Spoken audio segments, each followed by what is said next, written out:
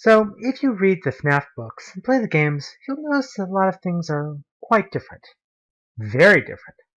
While the name Afton was dropped in Sister Location, and there are a number of similarities in locations, things are just weird. The books only include Fredbear's Family Diner and the original Freddy Fazbear's Pizza.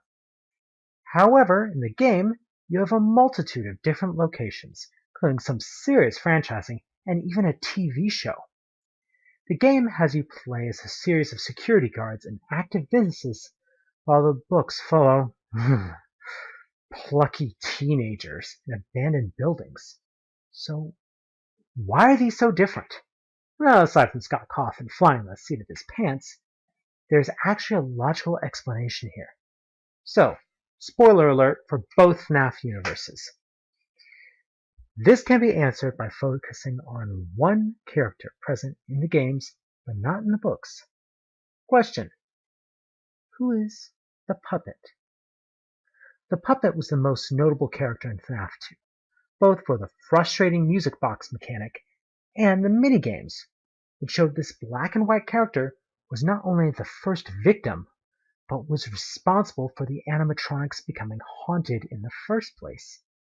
However, despite being so important, what do we know about this iconic character? Next to nothing, until she returned in a big way in Pizzeria Simulator, trapped inside the animatronic Lefty.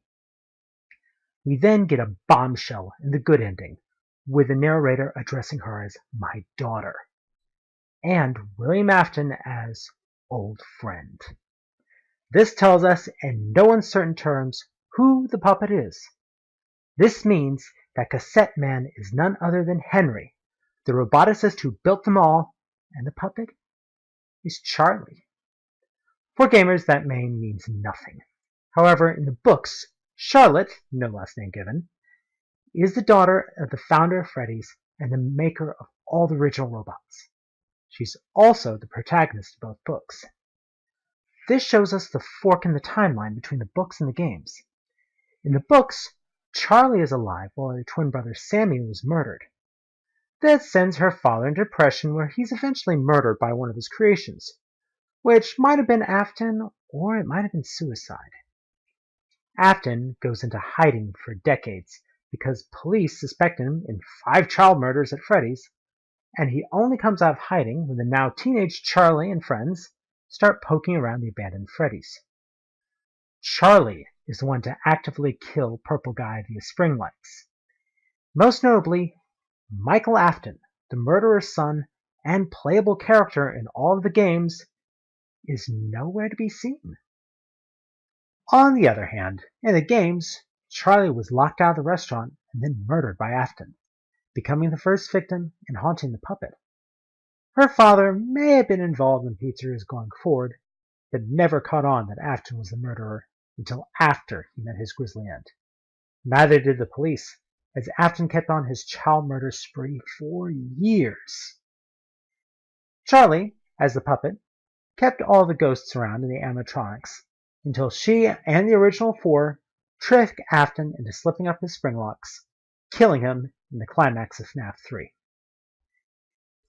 Given what we know, it was almost certain that Henry ordered the safe rooms hidden after Afton's death. But he was unable to de-haunt the animatronics.